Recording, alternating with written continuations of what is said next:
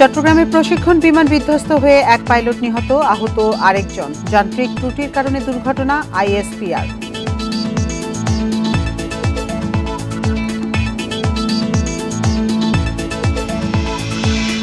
উপজেলা চেয়ারম্যান পদে ১৩৮টির মধ্যে ১১০টিতেই আওয়ামী লীগ জয়ী। নির্বাচন পরবর্তী সহিংসতায় আহত ২৮।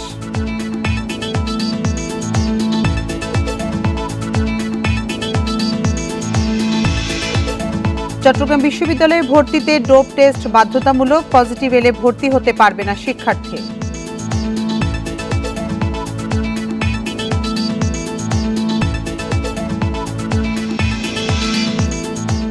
যশোর ঝিনাইদহ সড়কে উঁচু নিচু ঢিবি, নিম্নমানের কাজের অভিযোগ। গণমাধ্যমে সংবাদ প্রচারের পর সংস্কার শুরু।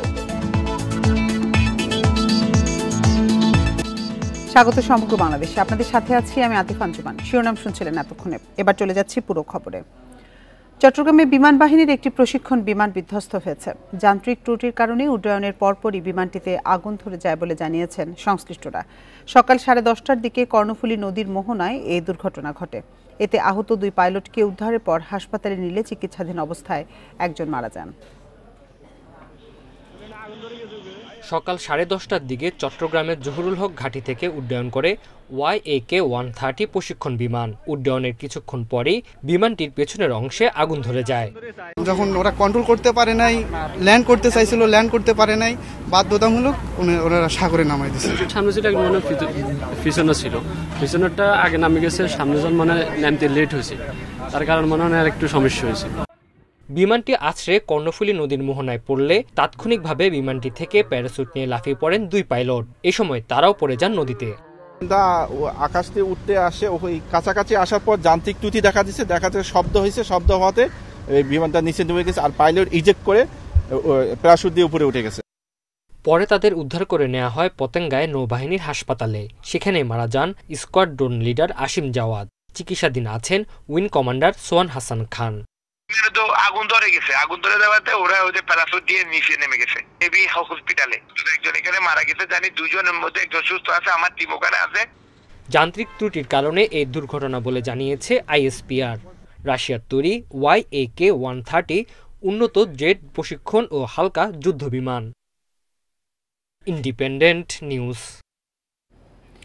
এ বিষয়ে আরো জানাতে এবার আমাদের সাথে যোগ দিচ্ছেন আমাদের সহকর্মী আলমগীর সবুজ। আলমগীর সবুজ, ফাইটার এয়ারক্রাফটটি উদ্ধারের বিষয়ে সবশেষ কি তথ্য আপনার কাছে আছে, এবং যিনি আহত অবস্থায় সম্মিলিত সামরিক হাসপাতালে ভর্তি আছেন তার শারীরিক অবস্থা সম্পর্কে চিকিৎসকরা কি জানিয়েছেন?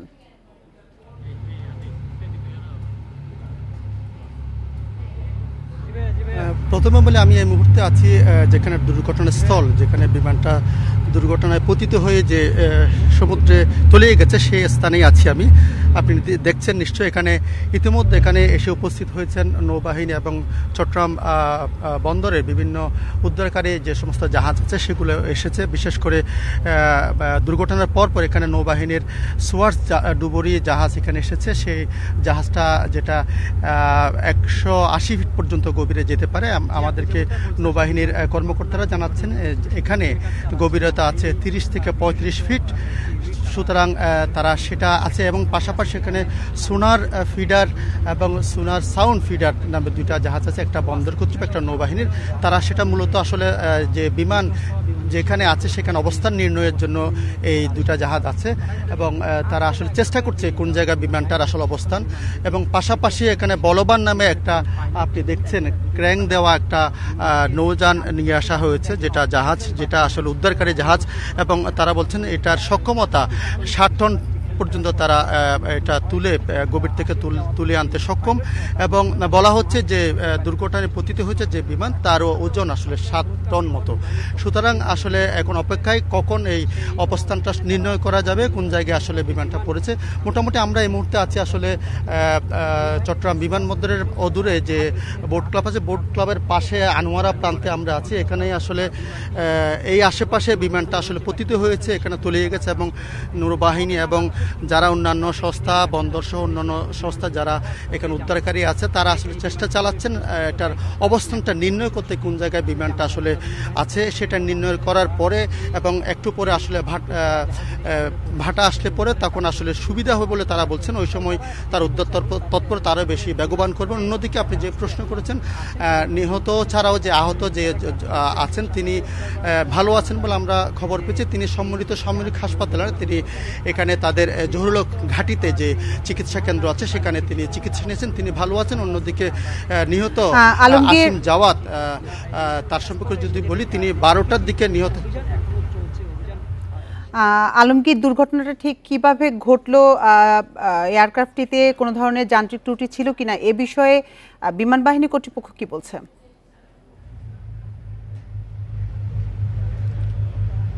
আচ্ছা, আমরা যেটা জেনেছি এই বিমানটা জহুরুল হক ঘাঁটি থেকে সকাল 10টা 6 মিনিটে উড্ডয়ন করে তাদের নিয়মিত প্রশিক্ষণের কাজে উড্ডয়ন করে এবং এরপরে তারা যখন তাদের প্রশিক্ষণ কার্যক্রম শেষে ফেরার পথে 10টা ঠিক 28 মিনিটে সেটা পেছনের অংশে আগুন লেগে যায়। আগুন লাগার পরে দুইজন পাইলট আসলে তাদের প্যারাশুট দিয়ে নামে। তারা নামার কয়েক সেকেন্ড পরে আসলে সেটা বিস্ফোরণ ঘটে এখানে ডুবে যায়, পানিতে পড়ে যায়। এবং আমরা যেটা জেনেছি আইসপিআর সহ যারা আমাদেরকে জানিয়েছেন যান্ত্রিক ত্রুটি ছিল, কিন্তু কী ধরনের যান্ত্রিক ত্রুটি আসলে হয়েছে সেটা আমাদের জানাতে পারেন এবং সে বিষয়ে নিশ্চয় তারা তদন্ত করে দেখবেন এবং নিশ্চয় তারা তাদের উড্ডয়নের সময় তাদের যে সমস্ত কার্যক্রম আছে সেগুলি তারা শেষ করে তাদের প্রশিক্ষণ কার্যক্রম উড্ডয়ন করেছেন বলে আমাদেরকে জানিয়েছেন। তবে আইসপিআর তরফ থেকে আমাদেরকে এ পর্যন্ত বলেছে যান্ত্রিক ত্রুটিতেই এটা বিস্ফোরণ হয়েছে বলে আমাদেরকে জানিয়েছে। চট্টগ্রাম থেকে জানাচ্ছিলেন আমাদের সহকর্মী আলমগীর সবুজ। উপজেলা নির্বাচনের প্রথম ধাপে একটিতে ভোটের ফল স্থগিত রাখা হয়েছে। বাকি 138টির মধ্যে 110টিতে চেয়ারম্যান পদে জয় পেয়েছেন আওয়ামী লীগ সমর্থিত প্রার্থীরা। স্বতন্ত্র হিসেবে দাঁড়ানো প্রার্থীদের মধ্যে জয়ী হয়েছেন 19 জন। এছাড়া বিএনপির বহিষ্কৃত 7, জাতীয় পার্টির 1 এবং ইসলামী শাসনতন্ত্র আন্দোলনের 1 জন প্রার্থী বিজয়ী হয়েছেন। ষষ্ঠ উপজেলা পরিষদ নির্বাচনের প্রথম ধাপের ভোটগ্রহণ শেষ হয় বুধবার বিকেল 4টায়।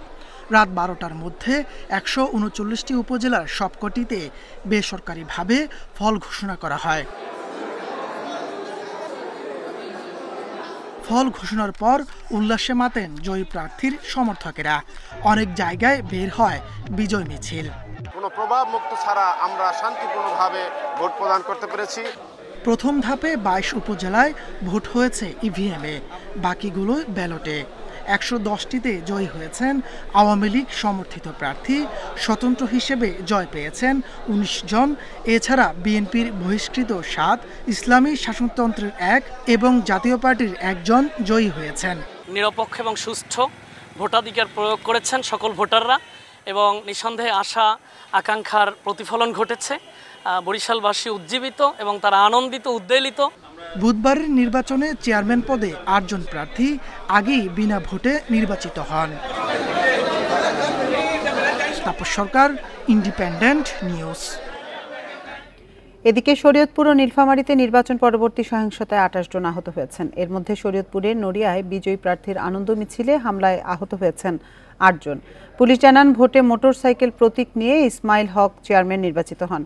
ফল ঘোষণার পর সমর্থকরা আনন্দ মিছিল বের করলে 2 দফায় পরাজিত প্রার্থী মামুন শিকদারের সমর্থকদের সঙ্গে সংঘর্ষ হয়। এতে দুপক্ষের 8 জন আহত হন। এদিকে নীলফামারীর ডোমারে নির্বাচনী কন্ট্রোল রুমে ভাঙচুরের অভিযোগ উঠেছে পরাজিত চেয়ারম্যান প্রার্থী তোফায়েল আহমেদের সমর্থকদের বিরুদ্ধে। এ সময় সাংবাদিক ও পুলিশের উপর হামলা হয়। আহত হন বিজয়ী চেয়ারম্যান সরকার ফারহানা আক্তারের 20 সমর্থক। পরিস্থিতি নিয়ন্ত্রণে রাবার বুলেট ছোড়ে পুলিশ। আটক করা হয় 5 জনকে।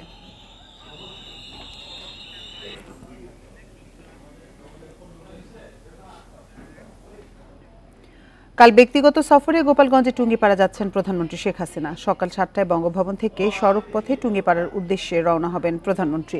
টুঙ্গিপাড়া পৌঁছে জাতির পিতা বঙ্গবন্ধু শেখ মুজিবুর রহমানের সমাধিতে শ্রদ্ধা এবং বিশেষ মোনাজাতে অংশ নেবেন প্রধানমন্ত্রী শেখ হাসিনা। সফরে তিনি টুঙ্গিপাড়ার দাঁড়িয়ার কুল সমবায় সমিতির সদস্যদের সাথে মত বিনিময় করবেন এবং সদস্যদের মধ্যে কৃষি যন্ত্রপাতি বিতরণ করবেন। প্রধানমন্ত্রীর আগমন উপলক্ষে বৃহস্পতিবার ও শুক্রবার টুঙ্গিপাড়ায় বঙ্গবন্ধু সমাধিসৌধ কমপ্লেক্সে দর্শনার্থীদের প্রবেশ বন্ধ রাখা হয়েছে। নেওয়া হয়েছে বিশেষ নিরাপত্তা। মাননীয় প্রধানমন্ত্রী টুঙ্গিপাড়া সফরকালে দাঁড়িয়ারকুল সমবায় সমিতির সদস্যদের মধ্যে কৃষি উপকরণ আর্থিক সহায়তা প্রদান করবেন। এই সকল সহায়তা মাননীয় প্রধানমন্ত্রীর ব্যক্তিগত অর্থায়ন মাধ্যমে নির্বাহ করা হবে। বগুড়া নিউ মার্কেটের একটি জুয়েলারি দোকান থেকে চুরির মামলায় 17 ভরি স্বর্ণসহ 3 জনকে গ্রেপ্তার করেছে পুলিশ। জব্দ করা হয়েছে চুরিতে ব্যবহৃত সরঞ্জাম। দুপুরে সংবাদ সম্মেলনে পুলিশ সুপার সুদীপ কুমার চক্রবর্তী জানান, গোপন খবরে অভিযান চালিয়ে চোর চক্রের 2 সদস্য ইব্রাহিম ও রুবেল এবং চোরাই স্বর্ণ ক্রয়ের দোকানিকে গ্রেপ্তার করা হয়। প্রাথমিক জিজ্ঞাসাবাদে তারা চুরির কৌশল এবং 13 জনের জড়িত থাকার কথা স্বীকার করেছে। অন্যদের ধরতে অভিযান চলছে। গত 20 এপ্রিল আল তৌফিক জুয়েলার্সের শাটার কেটে 110 ভরি স্বর্ণ চুরি করে অভিযুক্তরা।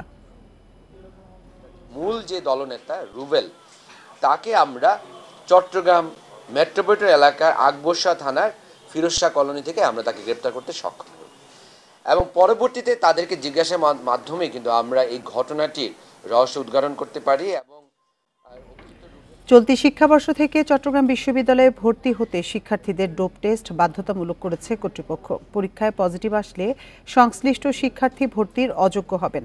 সম্প্রতি ভর্তি কমিটির বৈঠকে এই সিদ্ধান্ত নিয়েছে বিশ্ববিদ্যালয় প্রশাসন। এই উদ্যোগকে সাধুবাদ জানালেও অধ্যয়নরত শিক্ষার্থীদের মাদক সংশ্লিষ্টতার বিষয়ে আরও নজরদারির পরামর্শ দিয়েছেন শিক্ষাবিদরা। চট্টগ্রাম বিশ্ববিদ্যালয়ে চলতি শিক্ষাবর্ষে ভর্তি পরীক্ষা শুরু হয়েছে গত 28 এপ্রিল। কয়েক ধাপে ভর্তি পরীক্ষা চলবে আগামী 1 মাস। এবার বিভিন্ন অনুষদে আলাদা আলাদা বিষয়ে 4926টি আসনে শিক্ষার্থী ভর্তি হবে। রোববার ভর্তির জন্য মনোনীত সব শিক্ষার্থীর ডোপ টেস্ট নেয়ার সিদ্ধান্ত নিয়েছে এ সংক্রান্ত কমিটি। বিশ্ববিদ্যালয়ের প্রাণরসায়ন ও জেনেটিক ইঞ্জিনিয়ারিং বিভাগের তত্ত্বাবধানে হবে এই ডোপ টেস্ট। প্রাথমিকভাবে প্রস্রাবের নমুনা থেকে ইয়াবা, হেরোইন, মরফিন, গাঁজা, কোকেন, অ্যালকোহল জাতীয় মাদকদ্রব্যের পরীক্ষা করা হবে। এর মাধ্যমে আমরা একটা মেসেজ দিতে আমাদের যুব সমাজে যে আমাদের যে ইতিমধ্যে আমরা শুনতেছি মাদকে আসক্ত, সেখান থেকে আমরা তাদেরকে আশা করি পর্যায়ক্রমিকভাবে তাদেরকে ফিরিয়ে নিয়ে আসতে পারবো। মাদক বিরোধী এই অবস্থানকে ইতিবাচক বলছে শিক্ষাবিদরা। ভর্তি পরীক্ষার বাইরেও বিশ্ববিদ্যালয়ের অধ্যয়নরত শিক্ষার্থীদেরও নির্দিষ্ট সময় পর ডোপ টেস্টের পরামর্শ দিয়েছেন তারা। আমার মনে হয় যথেষ্ট পারদর্শিতা যাদের আছে তাদেরকে এনে তাদের কাছ থেকে এক্সপার্ট নলেজ নিয়ে এটা প্রয়োগ করা উচিত এবং সেক্ষেত্রে ফলপ্রসূ ফলাফল পাওয়া যাবে বলে আমার মনে হয়। ছাত্রাবাসের যেসব শিক্ষার্থীরা আছে তাদেরও আমার মনে হয় যেন নজরদারির মধ্যে রাখা, অথবা তাদের মানসিক সুস্থতার জন্য আমাদের সাইকোলজিস্ট নিয়োগ করা, শিক্ষার্থীরা যাতে মাদক দ্রব্য গ্রহণ থেকে বিরত থাকে। ডোপ টেস্টের ফলাফলের কারণে ভর্তি প্রক্রিয়া যেন দেরি না হয় সে বিষয়ে লক্ষ্য রাখার পরামর্শ দিয়েছেন সংশ্লিষ্টরা। অনুপম শীল, ইন্ডিপেন্ডেন্ট নিউজ, চট্টগ্রাম। গণমাধ্যমে সংবাদ প্রচারের পর অবশেষে যশোর ঝিনাইদহ সড়ক সংস্কার শুরু করেছে ঠিকাদারি প্রতিষ্ঠান। ব্যস্ততম এই রাস্তার বিভিন্ন অংশে উঁচু নিচু ঢিবি তৈরি হওয়ায় ঝুঁকি নিয়ে চলার পাশাপাশি প্রায়ই ঘটছে দুর্ঘটনা। স্থানীয়দের অভিযোগ, নজরদারি না থাকায় নিম্নমানের কাজ করেছেন ঠিকাদার। খুলনা বিভাগের সাথে উত্তরাঞ্চলের যোগাযোগের মাধ্যম এই সড়ক। 2 লেনের রাস্তার মাঝখানে পিচ সরে ও ডেবে সৃষ্টি হয়েছে অন্তত 6টি বিভাজক, কোথাও কোথাও উঁচু ডিবি। স্থানীয়দের অভিযোগ, নিম্নমানের নির্মাণ সামগ্রী ব্যবহার করায় 15 কিলোমিটার রাস্তার বেশিরভাগ অংশে তৈরি হয়েছে একাধিক বিভাজক, যেখানে চলাচল হয়ে উঠেছে ঝুঁকিপূর্ণ। উঁচু নিচু হয়ে গেছে, মানে গাড়ির চলার কোনো পরিবেশ ভালো না, অ্যাক্সিডেন্ট প্রতিদিনই তো প্রায় হচ্ছে। ছোট ছোট যানবাহনগুলো চলাচল বেশি সমস্যা, বড় বড় সমস্যা যাচ্ছে। বুঝছেন যে কাজ হয়েছে, রাস্তা খুবই কুমা কাজ হয়েছে, রাস্তা অবস্থা খুবই ভয়াবহ খারাপ। 16.5 কোটি টাকা ব্যয়ে ঝিনাইদহ যশোর সড়কের 48 কিলোমিটার সংস্কার কাজ শেষ হয় গত 10 এপ্রিল, কিন্তু 15 দিন না যেতেই বেহাল হয়ে পড়ে এর 15 কিলোমিটার অংশ। এজন্য কাজের মান নয়, তাপপ্রবাহকে দুষছেন সড়ক বিভাগের কর্মকর্তা। অতিরিক্ত তাপমাত্রা, এটা তো বিটুমিনের রাস্তা, পিচের রাস্তা। পিচের ধর্ম হলো যে তাপমাত্রা বেশি হয় তখন সেটা নরম হয়ে যায়। নরম অবস্থায় যখন ওটার উপর দিয়ে গাড়ির চাকা যায় এবং অতিরিক্ত ওজনের গাড়ির চাকা যায়, তখন সেটা কিন্তু আরো সহজে বসে যায়।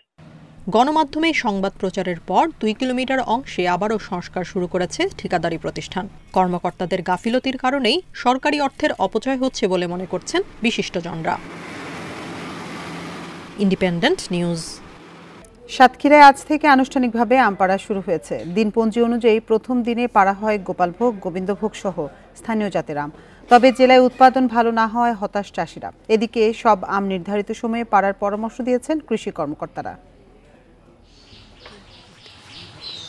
প্রশাসনের দিনপঞ্জি অনুযায়ী সাতক্ষীরায় গোপালভোগ, গোবিন্দভোগ, মুম্বাই সহ স্থানীয় জাতের আম পাড়া শুরু হয় বৃহস্পতিবার সকালে সদর উপজেলার কুকরালি এলাকায় এই কার্যক্রম উদ্বোধন হয়। গুণগত মান বজায় রাখতে আম চাষিরা তৎপর। তবে এবারের উৎপাদন নিয়ে হতাশ তারা। দেশের বিভিন্ন প্রান্তের ব্যবসায়ীরা জানান এবার দাম বেশি। আমার বাগানে আসানোর ফল হয় নাই, এর জন্য আমি অনেক ক্ষতিগ্রস্ত। আমি না, প্রত্যেক ব্যবসায়ী এবছর ক্ষতিগ্রস্ত। শরিকাজ বিক্রি হচ্ছে ২,১৮০০ টাকা মন, গোবিন্দভোগ ২৪০০-২৮০০ টাকা মন। যে পরিমাণে আম আসার কথা ছিল তার সে পরিমাণ নাই, বলতে গেলে ২০ ভাগের ১ ভাগও নাই। মানসম্মত আম পেতে দিনপঞ্জি অনুযায়ী আম পাড়ার পরামর্শ দিয়েছেন কৃষি কর্মকর্তারা। আমরা ৫০ থেকে ১০০ টাকা কেজি বিক্রি করতে পারি, তাহলে ২৫০ থেকে ৩০০ কোটি টাকার আম বিক্রি হবে। কৃষকদের উদ্দেশ্যে আমার পরামর্শ হলো তারা যেন আমের পরিপক্কতার লক্ষণ দেখে আমগুলা হারভেস্ট করেন। সাতক্ষীরায় এবার হিমসাগর আম পাওয়া যাবে ২২ মে, ল্যাংড়া ২৯ মে ও আম্রপালি ১০ জুন। Independent News. এ নিয়ে আরো জানাতে সাতক্ষীরা থেকে আমাদের সাথে যোগ দিচ্ছেন আমাদের সহকর্মী আবুল কাশেম। কাশেম, এবার তো আমের উৎপাদন কম হয়েছে, কিন্তু বাজারে দাম কেমন দেখছেন? আমের উৎপাদন কম হওয়ার কারণেই আসলে বাজারে যে দাম, সে দামটা বেশ চড়া। আপনি জানেন যে উৎপাদন কম হলে বাজারে সরবরাহ কমে গেলে, অর্থনীতির ভাষায় সেটার চাহিদা বেড়ে গেলে অবশ্যই দাম বাড়বে। সাতক্ষীরাতেও তেমনটি হয়েছে। আমি সকালে বিশেষ করে সাতক্ষীরা সুলতানপুর বড় বাজারে খোঁজ নিয়েছিলাম সেখানকার দাম সম্পর্কে। আর আপনি জানেন যে দেশের বিভিন্ন স্থান থেকে যারা আম ব্যবসায়ী রয়েছেন তারা কিন্তু সাতক্ষীরাতে এসেছেন আম কিনতে। রাজশাহী, ঢাকা, চট্টগ্রাম সহ দেশের বিভিন্ন এলাকা থেকে প্রতি বছর যেভাবে আসেন এবারও সেভাবে তারা এসেছেন। তো আজকে এখানকার যে বাজার দরটা আমি জেনেছি সেটি হলো যে আজকে আপনি জানেন যে আম ভাঙা হয়েছে গোপালভোগ, গোবিন্দভোগ, বৈশাখী সহ স্থানীয় জাতের আম। গোপালভোগ এবং গোবিন্দভোগ আমের দাম গিয়েছে ২২ থেকে ২৪০০ টাকা। মুম্বাই যে আম আছে সেই আমের দাম রয়েছে ১৬ থেকে ১৮০০ টাকা এবং স্থানীয় জাতের যে আম, এই আম বিক্রি হচ্ছে ১০০০ টাকা মন দরে। সুতরাং এই দাম পেয়ে চাষিরা কিন্তু খুশি আছেন। তবে তারা তাদের হতাশা বা তাদের ক্ষোভ হচ্ছে অন্য একটা জায়গায়। সেটি হলো আপনি জানেন যে সাতক্ষীরায় এখানে প্রচুর পরিমাণে সারা বছরই কর্মযজ্ঞ চলে। এখানে ৫০,০০০ মেট্রিক টন আম উৎপাদনের লক্ষ্যমাত্রা নির্ধারণ করেছিল কৃষি বিভাগ। ৪,০০০ হেক্টর জমিতে এখানে আম চাষ হয়েছে। অর্থাৎ সারা বছরই কিন্তু দেখা গেছে যে সমস্ত জায়গায় আগে আমরা ছোটবেলায় দেখেছি যে প্রচুর পরিমাণে ফসল হতো, ধান সহ অন্যান্য ফসল হতো, সেই সমস্ত জায়গায় এখন কিন্তু আম চাষ হয়। হেক্টরের পর হেক্টর জমি সেখানে আম গাছ লাগানো রয়েছে। তো এবার যে মূলত ফলন উৎপাদন কম হয়েছে মূলত দুটি কারণে। একটি হলো আপনি জানেন যে এটা অপিয়ার আম, যদি একটি বছর ভালো উৎপাদন হয় তাহলে কিন্তু পরের বছর খরা যাবে, সেটি স্বাভাবিক। তো এক্ষেত্রে সাতক্ষীরাতেও তা হয়েছে। তাছাড়া দুটো কারণ আরও রয়েছে। সেটি হলো যে যখন আম উৎপাদন, যখন বিশেষ করে মুকুল শুরু হয়, মুকুলের পরে শুঁয়োপোকার আক্রমণে সেখানে আম ক্ষতিগ্রস্ত হয়েছে এবং সবচেয়ে বড় ক্ষতির শিকার হয়েছে তাপদাহের কারণে। আমরা যখন বিভিন্ন বাগান পরিভ্রমণ করেছিলাম তাপদাহের মধ্যে, তখন আমরা দেখেছি যে একেবারে প্রচুর পরিমাণে দেখা গেছে আম গাছের যে তলা রয়েছে সেই তলায় তাপদাহে আম ঝরে পড়েছে। সুতরাং উৎপাদন কম, দাম ভালো, সেই হিসাবে মোটামুটি কিছুটা ব্যালেন্স রয়েছে সাতক্ষীরার আম উৎপাদন এবং বাজারজাতকরণে। এই ছিল সাতক্ষীরা থেকে সর্বশেষ। সাতক্ষীরা থেকে জানাচ্ছিলেন আমাদের সহকর্মী আবুল কাশেম। আসন্ন টি-20 বিশ্বকাপে বাংলাদেশ দলের স্কোয়াডে দু একটি পরিবর্তন আসতে পারে বলে জানিয়েছেন যুব ও ক্রীড়া মন্ত্রী নাজমুল হাসান পাপন। দুপুরে সাভারে শেখ হাসিনা জাতীয় যুব উন্নয়ন ইনস্টিটিউটে ৫ দিনের যুব মত বিনিময় সভার উদ্বোধনী অনুষ্ঠানে তিনি কথা বলেন। বর্তমানে দলে যারা আছেন তাদের সবার প্রতি ভরসা আছে বলেও জানান তিনি। সাকিব, মুস্তাফিজ দলে জয়েন করবে জানিয়ে মন্ত্রী আরও বলেন, আসন্ন টি-20 বিশ্বকাপে একটি ব্যালেন্স দল যাচ্ছে। এ সময় বাংলাদেশ জিম্বাবুয়ে সিরিজ নিয়ে মন্ত্রী বলেন, বাংলাদেশ ওপেনিং ব্যাটিং ভালো করেনি, তবে বোলিং ফিল্ডিং ভালো করেছে।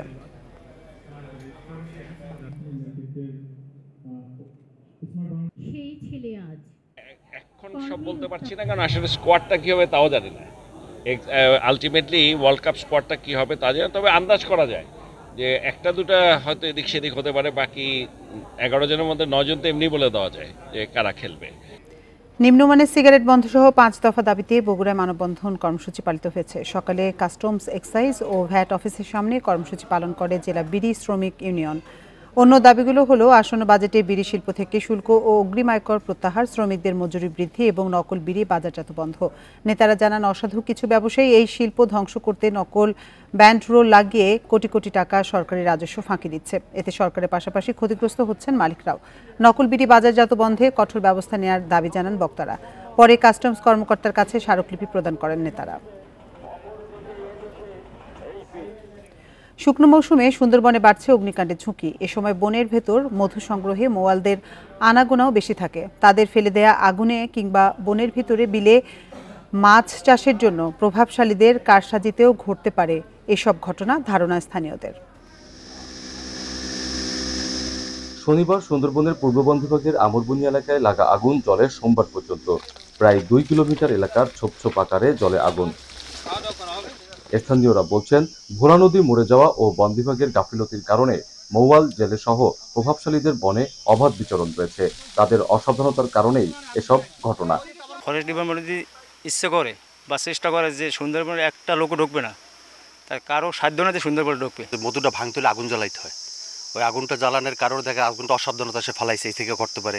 কেউ কাজ করতে আসে, সিগারেট খাইছে, এভাবে হইতে পারে। ফরেস্টাররা দেখা যায় চেক দিলেও অসাবধানতার কারণে অনেক মানুষ অনেকভাবে ঢুকে।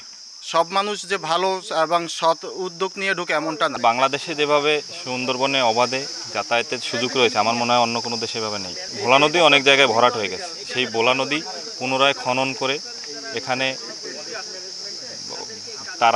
তার কাটার বেড়া দিয়ে আমি মনে করি সুন্দরবনকে পুরোপুরি আটকেই দেওয়া উচিত। সকল বিষয় মাথায় নিয়েই আগুনের কারণ তদন্ত করা হচ্ছে। এছাড়া নদী ও খাল খনন, বন বিভাগের স্টেশনগুলোর সক্ষমতা বৃদ্ধি সহ জনসচেতনতামূলক কার্যক্রম চালানোর কথা জানিয়েছেন বন সংরক্ষক। নদীর সুন্দরবনের সংলগ্ন যে নদী খালগুলো ভরাট হয়ে গেছে, সেটা কিন্তু একটা সাজেশন ছিল তদন্ত কমিটি, সেটা কিন্তু আমরা খনন করব। এছাড়াও কিন্তু জনগণের মধ্যে সচেতনতা সৃষ্টির যে বিষয়, এটাকে একটা রিকমেন্ডেশন ছিল, আমরা কিন্তু এটা ধারাবাহিকভাবে করছি। সুন্দরবনের আমরবনিয়ায় অগ্নিকাণ্ডের কারণ অনুসন্ধানে 3 সদস্যের কমিটি গঠন করেছে বন বিভাগ। আর জীববৈচিত্র্যের ক্ষয়ক্ষতি নিরূপণে গঠন করা হয়েছে 7 সদস্যের বিশেষজ্ঞ টিম। অভিজিৎ পাল, ইন্ডিপেন্ডেন্ট নিউজ, খুলনা।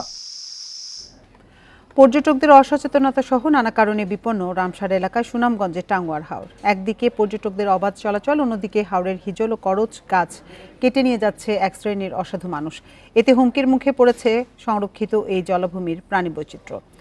যদিও হাওরের পরিবেশ রক্ষায় নানা উদ্যোগ নেওয়ার কথা জানিয়েছেন জেলা প্রশাসক।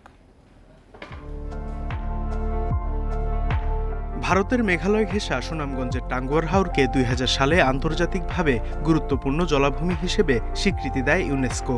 এর টেকসই ব্যবস্থাপনা নিশ্চিতে জাতিসংঘের সাথে চুক্তি রয়েছে সরকারের।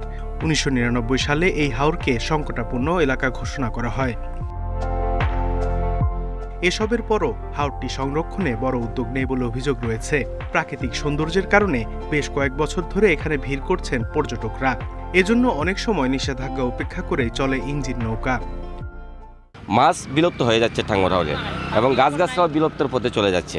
হাওরে পর্যটকদের ফেলে দেওয়া প্লাস্টিক, পলিথিনেও নষ্ট হচ্ছে পরিবেশ। স্থানীয়দের দাবি, নজরদারির অভাবে কমছে মাছ, পাখি। পর্যটকরা যখন যাওয়া আসা করে, তারাও অনেক প্লাস্টিক, বোতল, পলিথিন এসব ব্যবহার করে টাঙ্গুয়ার হাওরের পরিবেশকে বিপন্ন করেছে। সচেতন নাগরিকদের শঙ্কা, এভাবে চললে এই জলাভূমি রক্ষা করা কঠিন হবে। এখানে প্রশাসন থেকে শুরু করে যারা এখানে দায়িত্বপ্রাপ্ত আছেন, তারাও এটা ঠিক মতো দেখাশোনা করা না। পাশাপাশি হচ্ছে গিয়ে এখানে যে হাউস বোটগুলো আছে, এই হাউস বোটগুলো কিন্তু তাদের নীতিমালা অনুসরণ করছেন না। তবে প্রশাসন বলছে কাজ করছে তারা। হাওর রক্ষায় না হয়েছে নানা উদ্যোগ। নির্বাহী ম্যাজিস্ট্রেটরা নিয়মিত ওখানে যাচ্ছেন এবং তারা তদারকি করছেন, ভ্রাম্যমাণ আদালত পরিচালনা করছেন। এছাড়া আমরা চিন্তাভাবনা করছি যেন পরিবেশ মন্ত্রণালয়ের মাধ্যমে আরও কোনো প্রকল্প বা অন্য কোনো পদ্ধতিতে এটার একটি সমন্বিত ব্যবস্থাপনা যেন করা যায়। 1 দশক আগেও এই হাওরে বিভিন্ন প্রজাতির পরিযায়ী পাখির আনাগোনা ছিল, যা আশঙ্কাজনক হারে কমে গেছে এখন। Independent news. আর এই ছিল সমগ্র বাংলাদেশের আজকের আয়োজনে। ইন্ডিপেন্ডেন্ট টেলিভিশনের সব খবরে বিস্তারিত জানতে চোখ রাখুন ফেসবুক, ইউটিউব এবং এক্সে। এতক্ষণ সাথে থাকার জন্য ধন্যবাদ সবাইকে।